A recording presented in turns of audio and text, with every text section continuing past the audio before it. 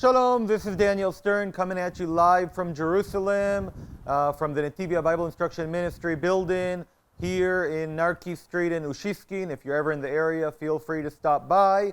And today I want to talk about a big subject, a hot subject, a subject that is explosive. We're going to talk about World War III. Now, you might think this is hyperbole, but it's very possible that in 5 years historians will look back and try to decide when World War III started. Did it start when Russia invaded Ukraine? Did it start when the Gaza and Israel conflict started on October 7th? Or maybe it will start with the Chinese invasion of Taiwan that hasn't yet happened.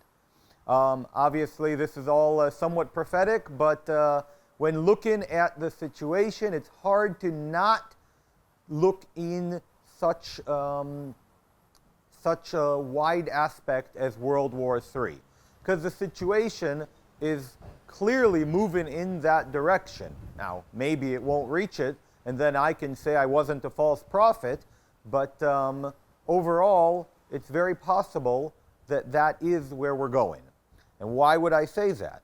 Well, you can already see how the entire West, Western Europe, the United States, have mobilized behind Ukraine to stop Russia's invasion of Ukraine, and it is, of course, supported by its axis of evil, whether it's North Korea, that have been for a very long time sending them ammunition, and now recently is also sending soldiers and have sent soldiers to the Ukraine, whether it's Iran that is supplying Russia with drones and missiles, whether it's their allies in Belarus and Chechnya and so on. Obviously, the Chinese are also assisting. This is a global conflict.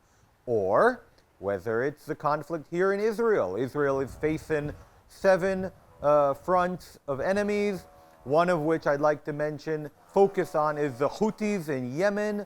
Recently, a report came out that Russian intelligence provided the Houthis with targets in the shipping lanes. Russian intelligence has assisted the Houthis in attacking and crippling international shipping.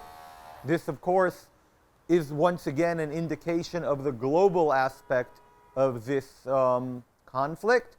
And the Houthis themselves have been attacked not only by Israel on rare occasion, but also by the United Nations and the United States directly in Hodeidah, their main port city. And of course, there's been international forces trying to stop their attacks on shipping lanes and also victims of their attacks on the shipping lanes. And when I say the shipping lanes, of course, I'm referring to the Red Sea and from there the Suez Canal, where a very large portion of the world's shipping goes, which saves a lot of time and money when shipping from the east, especially to Europe. But more than that, one can see the situation with China and with Taiwan as the real precursor of World War III. Because currently, the United States is without a doubt the world superpower with the strongest navy, the most advanced technology. Russia doesn't have any navy to speak of whatsoever, and primarily because they don't have access to any warm water ports besides closed off ones like in the Baltic Sea. So they're not relevant, which is why we're going to go back to China and talk about the Chinese situation when it comes to naval power and naval control. China has a very long strip of ocean, of beach, where they have ports and they can have a navy. But the U.S., the United States, has been able to check in, to cage the Chinese naval power due to their alliance with Japan in the north of the northern part of the Chinese coast, Philippines in the southern part of the Chinese coast, and in between them, Taiwan. And all of these have significant United States technological advantages, missile defenses. Many of them have United States forces, Okinawa, for example, and that is caged off the Chinese Navy so that they are not a threat to the United States, which is the key factor here. What is the United States, in theory, could be missiled, could be attacked, but they cannot be invaded at this point in time. There is no force on Earth that can currently invade the United States. I mean, in theory, Mexico or Canada can, but they're not a power to be reckoned with, and they are very strong allies of the United States. There is no force that can invade the United States, unlike all the other powers of the world. If you look at Germany, if you look at France, if you look at Russia, if you look at China, they could all be invaded. The United States cannot.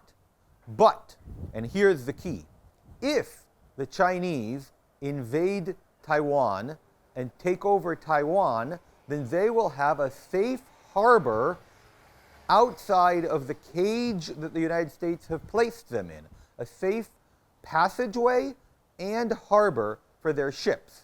Because, as we all know, a navy which does not have a safe harbor, a fleet, not a navy, a fleet that does not have a safe harbor is basically crippled. It doesn't have supplies, it cannot repair, it has nowhere to go in case of a military loss.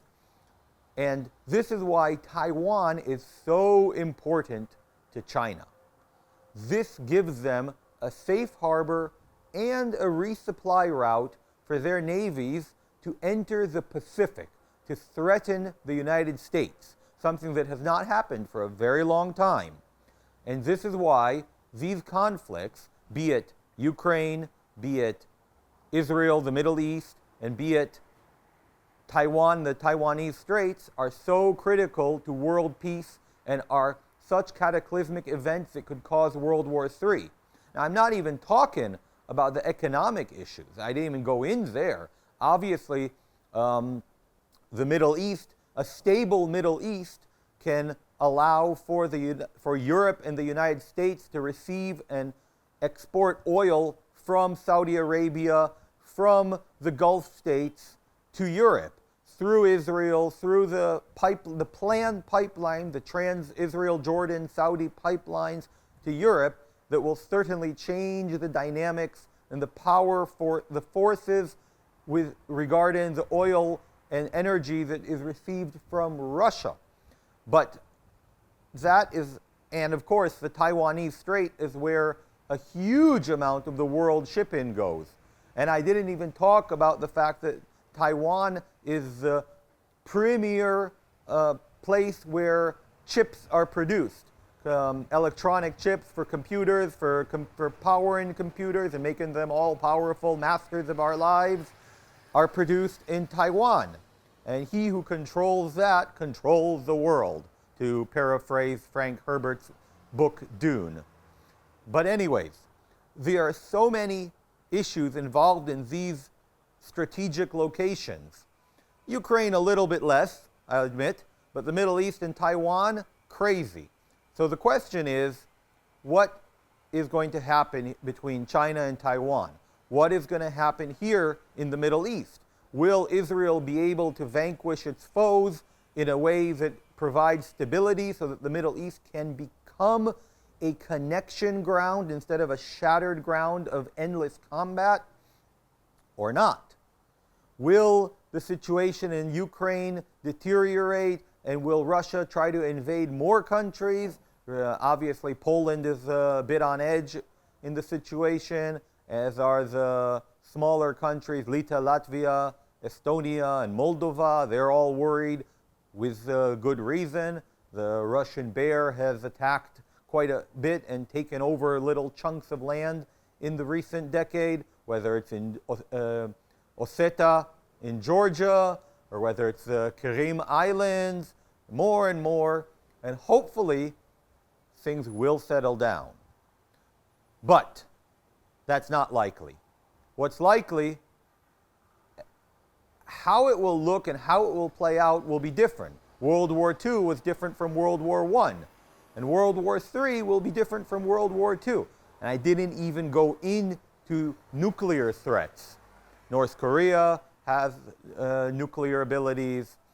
Pakistan and India have nuclear abilities. China, Russia, nuclear abilities.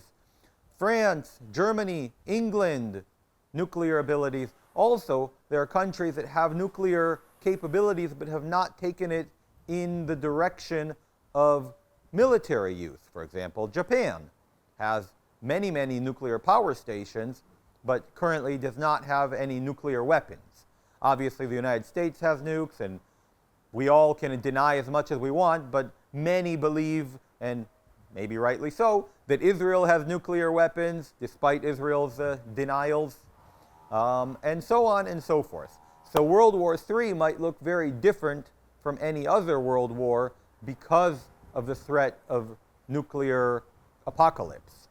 A recent report from Moscow, from the Kremlin, says that if they have no choice, they will use nuclear abilities. I don't know if that's true. I hope that if Putin ever decides to push the button, one of his generals will take him out. But you never know. If the Ayatollahs get their hands on nukes, then the world may burn. Obviously, we here believe in Yeshua, believe in the book of Revelations, despite its a bit confusion, believe in the end times, believe in the kingdom to come, and know that not only are our lives, our fates, and everything about us in His hands, but we also know that there will be trials and tribulations ahead, and there will be a lot of hardship before the good finally comes. So we should live our lives in the best way possible. We should live our lives as though it's our last day, but without doing something stupid like quitting your job and insulting your boss. But, live well. Expect the Messiah every day, but He might not come today. In any case, there's a lot more to be said about World War III. I didn't even mention a few matters much about Iran, but we'll save that for another time. And I want you guys to tell me, if you had to jump 5, 10, 20 years into the future and tell us when World War III started, whether it was the Ukraine, whether it is October 7th, or whether it's when China invades Taiwan. Hey, it could be when China took over Hong Kong. That happened too. Let's not even forget about that. But in any case, and yes, I know that the British had to cede Hong Kong in 1999, but it was self-autonomous for a while until recently. In any case, you tell me when you think World War III started. Maybe I missed something. Anyways, God bless you all.